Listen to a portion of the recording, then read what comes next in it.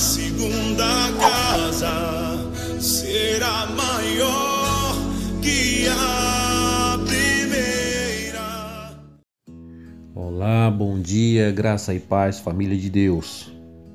Estamos hoje no 38º dia do nosso propósito de oração. A glória da segunda casa será maior que a primeira. Durante esses últimos dias, nós estamos compartilhando a respeito da vontade de Deus.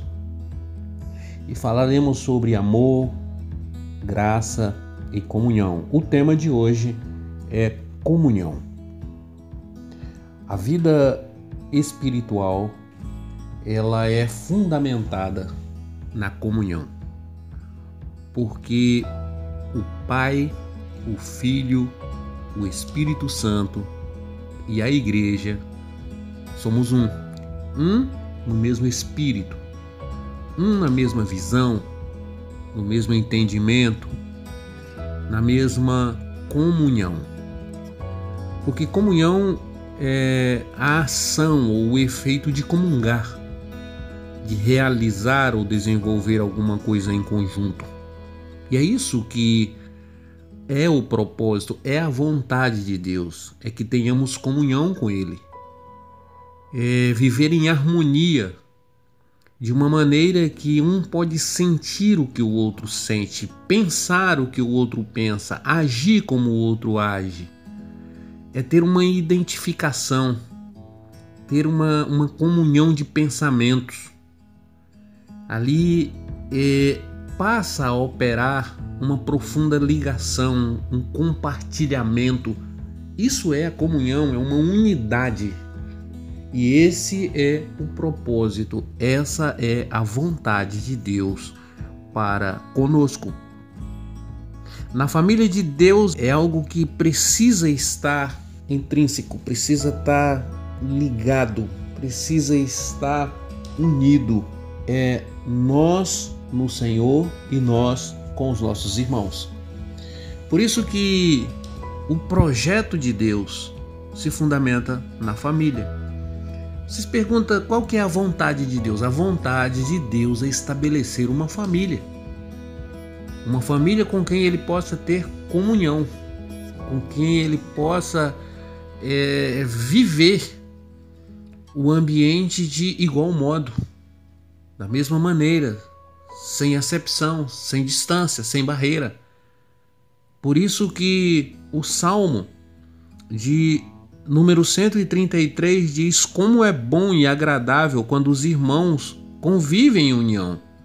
É como óleo precioso derramado sobre a cabeça, que desce pela barba a barba de Arão, até a gola das suas vestes. É como o orvalho do Hermon, quando desce sobre os montes de Sião. Ali o Senhor concede a bênção da vida para sempre. Amém. Então, a palavra do Senhor é que é muito bom e a vontade do Senhor é boa. A vontade do Senhor é agradável. E o Salmo começa como dizendo como é bom e agradável que os irmãos vivam em união. Manter essa comunhão, e o contrário da comunhão é o egoísmo, é o individualismo. E o grande problema das nossas famílias, as grandes dificuldades da igreja, é exatamente o egoísmo, o individualismo, o centralismo, porque ao invés de nós agirmos de forma conjunta, repartida, unida, nós queremos fazer do nosso jeito, da nossa maneira, da nossa forma. E a forma de Deus é mútua. A forma de Deus é com todos, não é apenas com um. Eu não sou apenas um filho, nós somos filhos de Deus. E o projeto do Senhor sempre foi estabelecer uma família. Por isso que o nome de Deus se estabelece em Pai e Filho. E o Espírito Santo, que faz essa regência entre a natureza do Pai e do Filho. Ora, se o próprio Deus tem o nome de família, como nós podemos andar na contramão desse propósito? Por isso que o propósito de Deus verdadeiro é a família.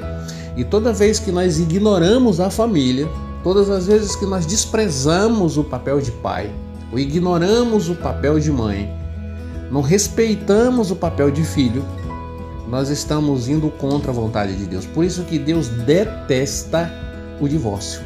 Não faz parte da natureza de Deus. Não tem fundamento em Deus. Porque Deus é exatamente a união. Que se torne um. Deixa o pai, deixa a mãe, une-se ao outro e se torna um. Pronto, isso é a vontade de Deus. Quando você faz ruptura nisso, você anda na contramão da vontade de Deus. Não tem isso, mas é da vontade. Não é da vontade de Deus. É a nossa insatisfação, foi nossa escolha que foi errada. Bom, não estou aqui para julgar, mas eu estou aqui para apontar uma direção através da palavra de Deus, da seriedade da família. Então todo homem e toda mulher que quer fazer a vontade de Deus, ela vai defender a causa familiar. Ela vai se entregar no propósito da comunhão familiar. E todas as pessoas que quebram esse princípio, que violam esse princípio, pagam um alto preço na vida. Elas podem até dizerem quem tem razão, mas pagam um alto preço na vida. E faz com que sua geração pague um alto preço na vida. Por isso que é necessário a gente entender que o plano de Deus é manter a comunhão. Por mal, irmão, você está congregando, você está mantendo a comunhão e você decide quebrar a comunhão. Decide por teu interesse, porque foi ferido, porque não fizeram o que eu não queria, enfim. Mas toda pessoa que quebra a comunhão paga um alto preço. Uma comunhão verdadeira, uma comunhão genuína, uma comunhão gerada do Espírito, ela é algo extremamente profundo na nossa vida. Por isso que na família de Deus tudo é igual. Os irmãos devem demonstrar amor uns pelos outros, devem aprender a cuidar do interesse um do outro e não olhar só para a sua própria vida. O grande problema das famílias quase sempre é esse. Cada um cuida de si e acaba criando um abismo entre um e o outro, e isso vai gerando um desgaste, vai gerando problemas crônicos e de repente se torna um lugar insustentável, um lugar sem convivência, sem relação, porque cada um está cuidando da sua própria vida e um não está cuidando do outro. Na verdade, nós devemos ter o saudável hábito de compartilhar a nossa vida com os nossos irmãos na fé e nos ajudar mutuamente na companhia, na relação, no convívio de uns com os outros. Nós sempre temos algo importante para aprender com os nossos irmãos e também temos algo importante a ensinar para os nossos irmãos. Quando você foge da comunhão, você está fugindo do propósito de Deus. Então tem pessoas que elas pensam que vão ser felizes dentro do seu mundinho. Não, irmãos, para ser feliz nós temos que estar no universo de Deus. E cada pessoa que se isola, que não se relaciona, que não comunga, que não ama as pessoas, que não gosta da multidão, que não... Irmãos, isso significa que você está num campo egoísta, individualista. A causa tem que ser tratada, a ferida que te feriu tem que ser curada, porque o Senhor nos fez para estarmos em comunhão. É bom estar cercado de pessoas, é bom uma família de muitos irmãos, é bom um lugar onde a gente está celebrando. Você pode ver que todas as coisas que acontecem, os grandes eventos, são cercados de grandes públicos. E no momento em que há grandes públicos, ali há uma energia, uma sinergia, flui naquele lugar algo extremamente maravilhoso. Um culto com muitas pessoas, uma reunião com muitas pessoas, né? Uma atividade com muitas pessoas, sempre é algo glorioso, mas a grande maioria das pessoas foge da relação, foge da comunhão. E o Espírito Santo, ele nos chama para uma vida de comunhão. Hebreus capítulo 10, verso 24, 25 diz: e consideremos uns aos outros para nos incentivarmos ao amor e às boas obras. Não deixemos de reunir-nos como igreja, segundo o costume de alguns, mas procuremos encorajar-nos uns aos outros, ainda mais quando vocês veem que se aproxima o dia. Então agora, irmão, não é tempo de sair da igreja, não é tempo de se afastar da comunhão. Está se aproximando os últimos dias, é tempo de congregar. Para de criar barreira, para de criar resistência. É tempo de comungar, é tempo de buscar a Deus. E a glória da segunda casa ela vai ser manifesta em meio a essa glória. Por isso que é importante a gente entender um detalhe. Para a gente poder ter comunhão com as pessoas é preciso, a princípio, duas coisas. E a primeira delas é ser hospitaleiro. 1 Pedro capítulo 4, versículo 9 diz assim: sejam mutuamente hospitaleiros sem reclamação. Esse é o versículo. O 1 João capítulo 1, versos 6 e 7 diz: se afirmarmos que temos comunhão com Ele, mas andamos nas trevas, mentimos e não praticamos a verdade. Se, porém, andamos na luz, como Ele está na luz, temos comunhão uns com os outros, e o sangue de Jesus, seu Filho, nos purifica de todo pecado.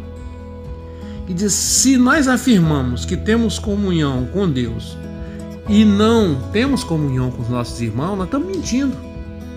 Porque os nossos irmãos são a imagem e semelhança do Senhor. Então eu escolho.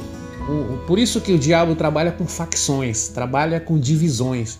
Por isso que as placas denominacionais se tornaram uma religião que mata a comunhão.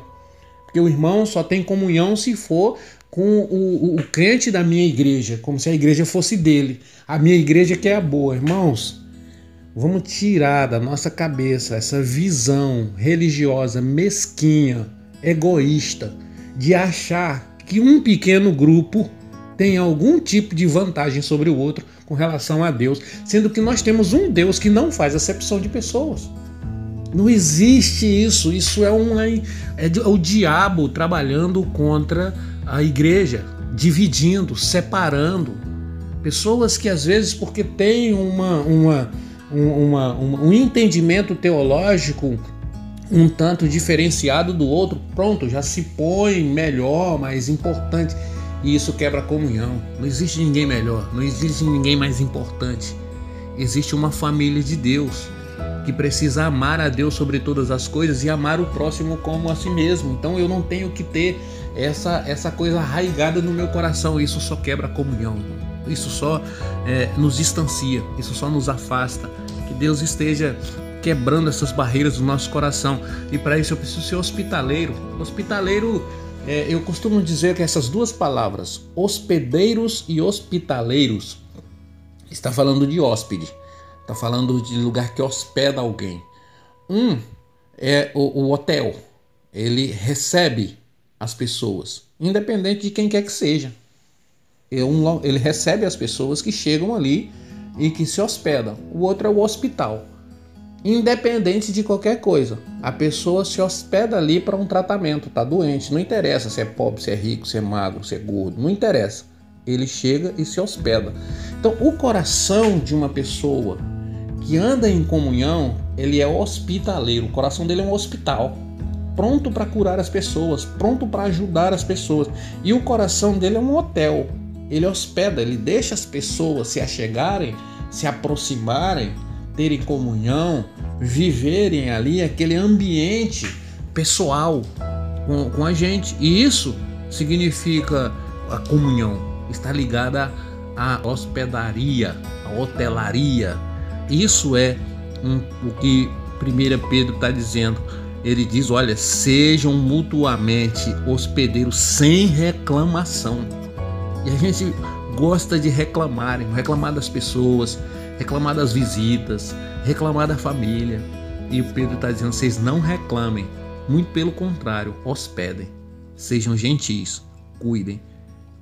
E a segunda coisa é amor ao próximo. Sem amor ao próximo, eu não hospedo, eu não sou hospitaleiro. Então que Deus nos abençoe, que o Senhor nos ilumine com essa virtude do Espírito. A carne é individualista e egoísta, o Espírito comunga, o Espírito compartilha. E o Senhor nos chama para ser um povo espiritual e manifesta as virtudes espirituais. Quero finalizar lendo Romanos capítulo 12, verso 10, que diz: dediquem-se uns aos outros com amor fraternal. Prefiram dar honra aos outros mais do que a vocês. 1 Pedro 1, 22. Agora que vocês purificaram a sua vida pela obediência à verdade, vivamos ao amor fraternal e sincero. Amem sinceramente uns aos outros. 1 Tessalonicenses 5,11 diz: por isso, exortem-se e edifiquem-se uns aos outros, como de fato vocês estão fazendo. E eu finalizo com Eclesiastes capítulo 4, verso 9 ao 12, diz: é melhor ter companhia do que estar sozinho, porque maior é a recompensa do trabalho de duas pessoas.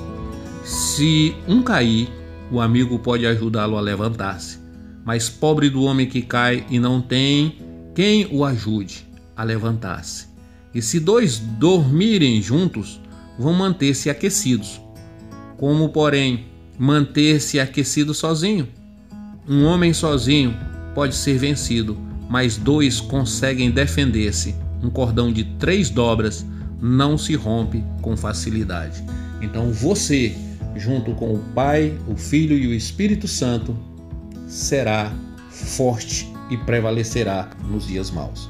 Que Deus abençoe, e amanhã nós estaremos aí em mais um compartilhar. Estaremos falando sobre a graça de Deus. Hoje foi a comunhão do Espírito Santo, que é a vontade de Deus. Essa é a vontade de Deus para as nossas vidas. Pai de amor, nós te louvamos nessa manhã. Pedimos a luz do teu Espírito sobre a tua igreja, para que possamos viver a comunhão, viver como família de Deus, viver conforme a tua vontade. E a tua vontade é que tenhamos comunhão uns com os outros, perdoando, amando e convivendo juntos em torno do mesmo propósito. Que o Senhor abençoe o teu povo em nome de Jesus Cristo. Amém. Meu irmão e minha irmã, você que ainda não é inscrito no canal da igreja, faça sua inscrição, dê o seu like.